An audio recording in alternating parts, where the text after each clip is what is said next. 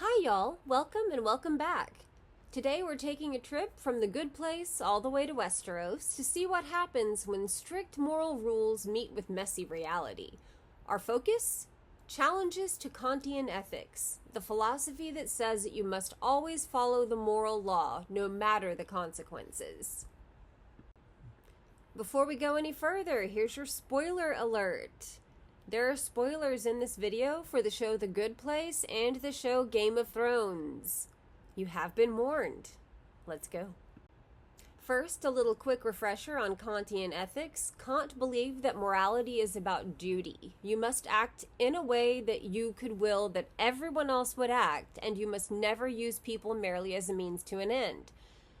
Sounds noble, but also rigid. No lying, no exceptions.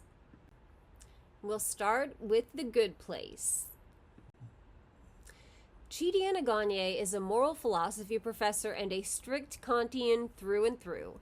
His entire life is dominated by indecision, which damages his friendships, his romantic relationships, and even his career. In fact, his indecisiveness literally kills him.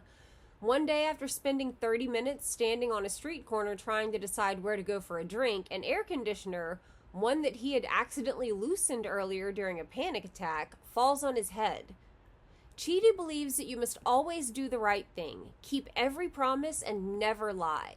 So when Eleanor confides in him that she's in the good place by mistake and she makes him promise not to tell, he keeps her secret. Later he does the same thing for Jason. But that means he's lying to everyone else, even though Kant says lying is always wrong. The result of this is that Chidi's trapped in a moral knot. He's anxious and conflicted, often unable to act, and has a never-ending stomachache. What Chidi shows us is that Kant's moral rules, while morally pure in theory, are so rigid that they can leave us stuck in practice.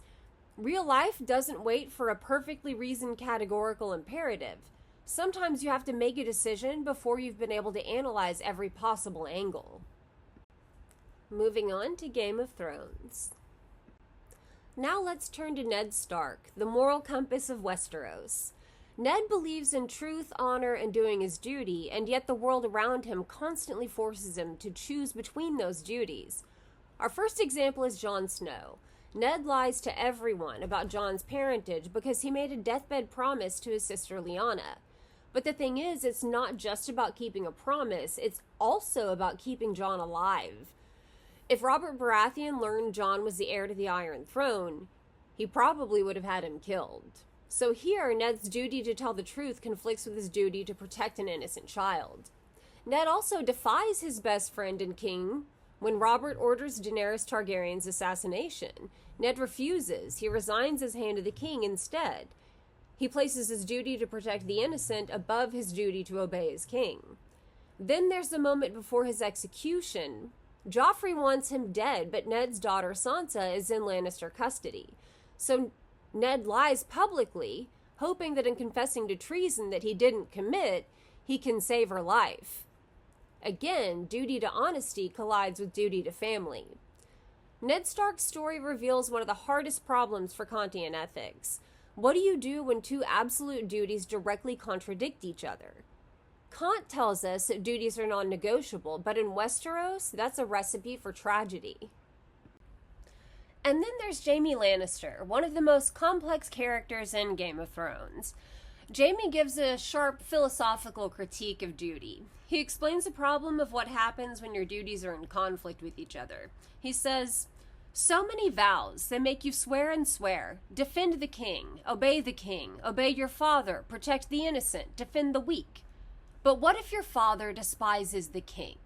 What if the king massacres the innocent? It's too much. No matter what you do, you are forsaking one vow or another." So, in other words, in a world as morally messy as Westeros, and let's be honest, our own world too, you can't follow every absolute duty all the time. And sometimes some rules may have to be broken. For Kant, duties are supposed to be universal and unconditional. But Jaime's point that life doesn't actually work out that way is a good point. The moment that two duties pull in opposite directions, you're forced to abandon one. And once you have to choose, you've let go of the realm of pure deontology and entered the world of moral compromise. From Chidi's moral paralysis to Ned's impossible choices, these stories show how deontology struggles in the real world. Sometimes life demands flexibility or intuition that rigid rules can't supply. So what do you think? In their shoes, what would you do? Alright, y'all, that's all we have for now. Thank you so much for watching. If you're interested in more videos about ethics and pop culture, take a look at some of those that we have posted on the channel. Y'all have a great day, and we'll see you next time.